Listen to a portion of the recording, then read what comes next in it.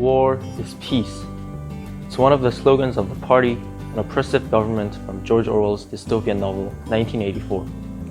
What do you think it means?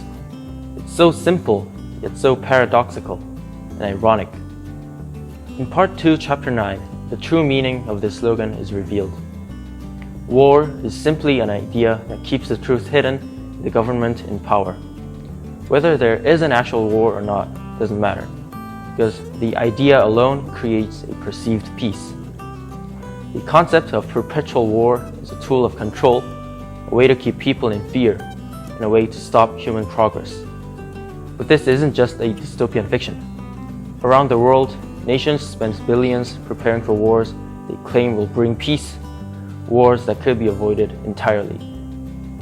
We must reject this paradox. We must say, no more justification of avoidable wars, and no more preparation for endless conflicts.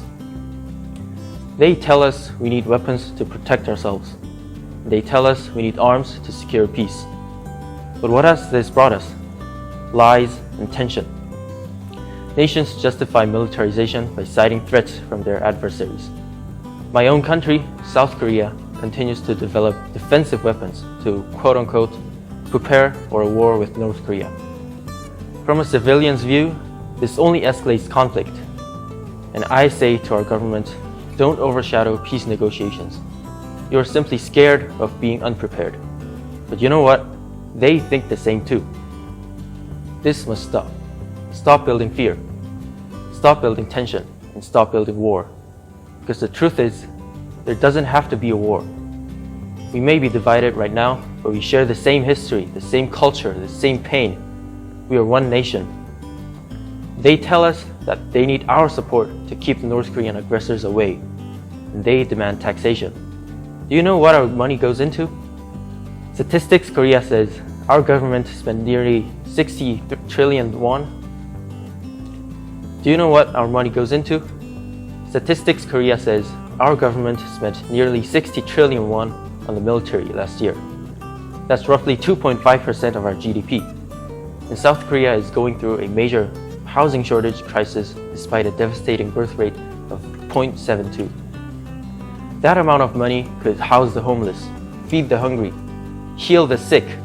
And I say to our government, preparing for war prevents peace and pursuing peace prevents war. Some say, but we must defend ourselves. Deterrence keeps us safe. But I ask you, does it? Because for the last 70 years, South Korea and North Korea have been locked in an arms race. And for 70 years, each side has built more weapons, but neither has found peace. And for 70 years, the fear has grown and the people have suffered. What if instead of building bombs, we built bridges? And what if instead of building conflict, we created connections? What if we invested in diplomacy, in dialogue, in hope? No more excuses. It's time to stop spending on weapons and start spending on people. It's time to break the cycle. Just realize that this never-ending perpetual preparation for war that could be avoided pushes peace further and further away. Let me ask you one last time. What kind of world do we want to leave for future generations? A world of fear or a world of hope? A world of conflict or a world of cooperation? A world of war or a world of peace? The choice is ours and the time is now. Let us choose peace. Let us build peace. And let us live in peace. Thank you. UNW, Jeju UNESCO Association, and the World Culture Economy newspaper.